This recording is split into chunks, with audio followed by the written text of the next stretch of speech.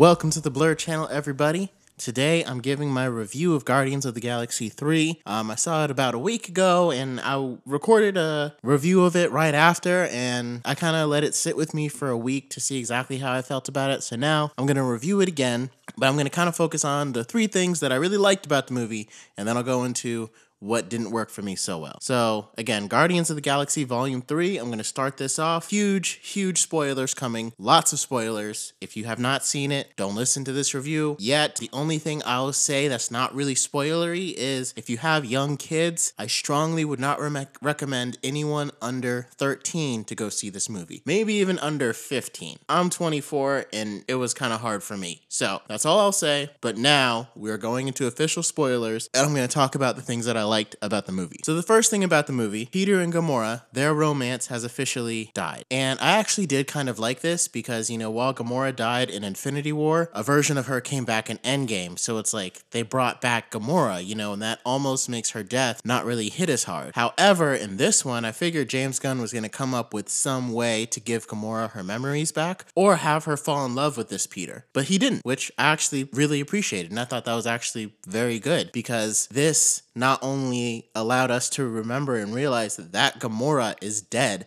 the love of Peter's life is dead and gone. It also really gave Peter a lot of character growth because he's lost so much, and then he found this family, and then he still lost Gamora, and he had to realize he can't put his pain onto this new Gamora and try to make her fall in love with him. So I thought it was a really good maturity moment for Peter, who, while he's lost so much, he is kind of used to always getting his way. I mean, being abducted doesn't mean that you get your way a lot, but, you know, through his time throughout traveling the cosmos as a Ravager, he kind of just did whatever he wanted, and he really did get his way. And so for this to be one of those things that didn't work out for him, you know, Gamora is actually dead and this one does not love him, does not remember any of that, I thought was actually very powerful. And I liked that they did not end up together by the end of the movie because I predicted that they would and they did not. So the second thing that I liked, Chukwudi Iwuji. I don't know if I'm saying his name right, I apologize, but I know him from Designated Survivor, where he played a scientist role, and he was really good in that role, and I really liked him in this one. I think he's a fantastic actor. He played High Evolutionary, of course. High Evolutionary came off as a little whiny sometimes, but I liked his powers, and I liked the intensity that he played him, and he did the God complex thing really well. Like, basically, the main thing that's wrong with High Evolutionary is that he thinks he's God, and so whatever he says is right, and he's got this idea of this perfect society, and if it's not right, I'll just kill him and start over. So, it was a very menacing villain. It was a villain that needed to die, couldn't be rehabilitated, and we were glad to see him, you know, die. You know, there was no cure for this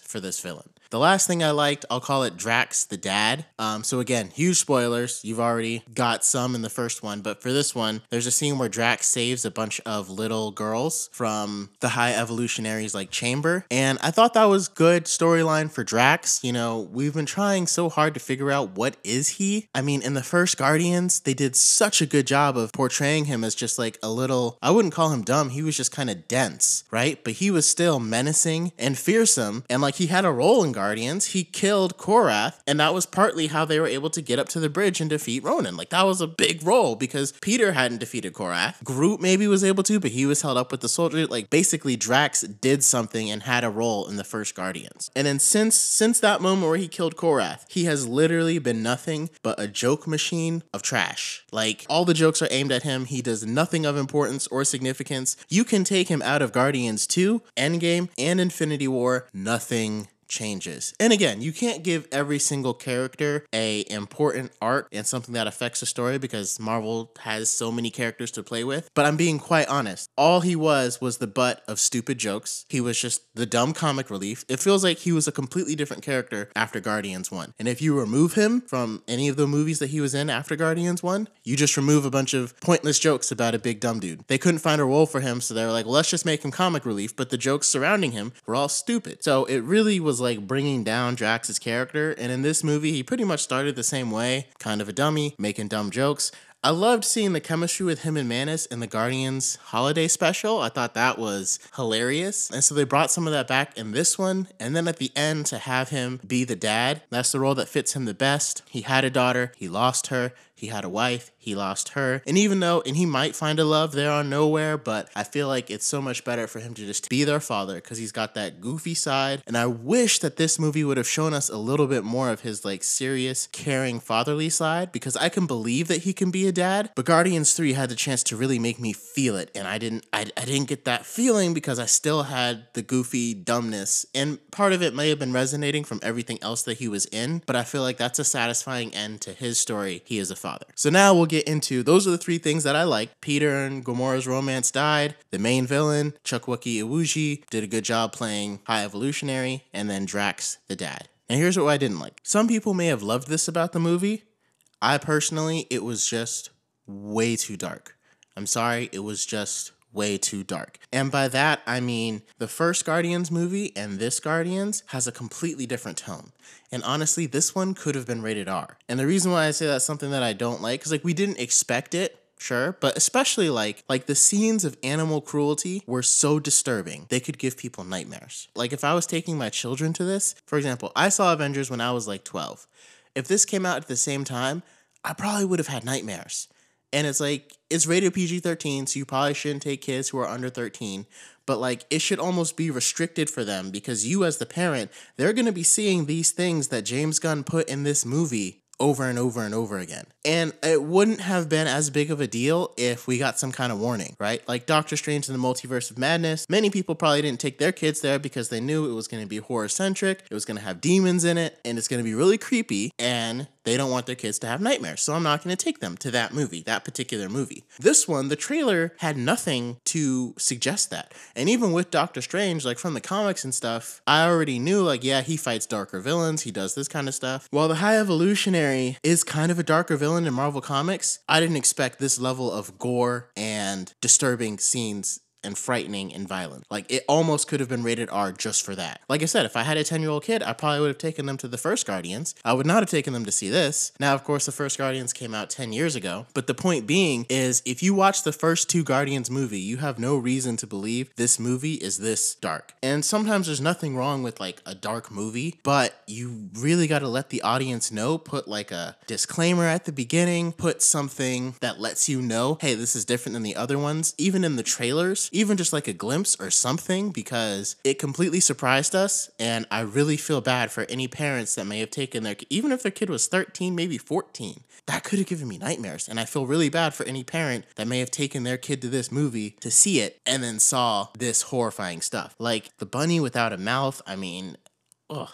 And this is probably my biggest hang up with this movie and why I have it ranked pretty low on my list. All these animals are ones that High Evolutionary experimented on, right? All these creations. So in the end, when he says, release the Hellspawn, they're literally like, they saw a war pig who's literally like a animal robot hybrid with these creepy demon-looking eyes that was just an animal. And we had to see Adam Warlock rip off its head and just carry it around like that was normal. And then when he released the Hellspawn, the Guardians and all the warriors on Nowhere were just killing them. And it's like, yeah, they're not the same cuddly animal that they were before, but at one point, all of these things were just like Rocket. Like they were captured by the High Evolutionary. Their only crime is they didn't escape. So they have to do what he programmed them to do because he mixed them with the robot. And you want me to be happy for the Guardians for literally murdering them and watching their blood and guts go everywhere? I'm sorry, I'm not going to be. Like, there's no reason to have the Hellspawn in the movie is basically what I'm trying to say. You could have had a bunch of crazy scientists just be the High Evolutionary's army. No reason to have those in there because that doesn't look like a victory scene to me. That looks like, oh, because they didn't escape and they actually got worked on by the High Evolutionary, now that means that they're evil, so yes, we can blow them up and shoot them in the face and make their guts go everywhere and we'll see it. And we're supposed to be happy, like, woo, good job, Guardians. And I'm like, no, you either find a way to incapacitate them, they should have found a way to save them the way they saved all the other animals. Watching them kill them was not good storytelling. I'm sorry, I did not like that. The next thing I didn't like, Adam Warlock. Now, I'll preface this by saying I think Will Poulter did a great job playing the role he was supposed to play. He is funny, he is a funny actor, and everything, like a lot of the jokes surrounding Adam Warlock, they actually hit. You know, when he was holding the thing and when she was like gonna kill the thing and he's like, don't be rushed now. It was kind of funny. And they're trying to make a joke that like, yes, he was born yesterday and all this stuff. And it's like, you can't help when you're a Marvel nerd, when you're a Marvel comic nerd, you can't help but feel like a great character was wasted, because Adam Warlock in the comics is known as this very stoic, intelligent guy who kind of is one step ahead of the plan, and Adam Warlock in this movie was one step behind. And everything in the movies is not going to match the comics, but to know that we're really never going to get that version of Adam Warlock is kind of sad. It almost makes you, like, as a comic book reader, be like, can you use another character, make him be someone else, and let's save Adam Warlock? Maybe just leave him. If you're not going to make him the way that he was, like, you could just leave him, if you didn't like the way he was displayed. But whatever. Like I said, I don't know if we're even going to see Adam Warlock and the new Guardians team again. They said that Star-Lord would return, but they didn't say that the Guardians team would return. But we're not really going to see him become that version of, like, maybe James Gunn has a plan for him to be that version of Adam Warlock in the future, but he's off at DC now. So it's really hard to imagine there's any version of Adam Warlock we're going to get that's, like, actually intelligent. And you also notice, like, with his character, like, he kind of kicked off the whole plot, and then after that, he just kind of became an afterthought, and it's like the plot just kind of ran out of ideas for him. And they tried to give him, like, a redemptive arc that I'll go into in just a second, but even to me, that arc kind of fell flat. Like, I guess he's a Guardian now, but again, it's like, I didn't really feel that compelled by the redemption. Like, they could have even used him to help defeat the High Evolutionary. Like, I would have loved to see if the High Evolutionary was too strong for the Guardians, and then Adam Warlock decided to turn on him, and that helped them. Like, that could have made sense, and that could have been cool. But instead, we get the third thing that I didn't really like about the movie, and that's just some of, like, the plot choices and scene choices. So, like, the first one is, like, when Peter ran back to get the Zune and almost died. There's a few things that are wrong with this. So, number one, it's not his Walkman. Like, I understand why he went to get back his Walkman in the first Guardians, which is still one of the greatest superhero movies ever released. Changed my mind. Because that was from his mother, who died when he was 6 before he was abducted into space. So that Walkman was quite literally his only piece of Earth left, and he carried it with him for decades, many, many years, as his souvenir and collection of Earth. The Zune, I guess it came from Yondu, but does not feel like something you would risk your life for.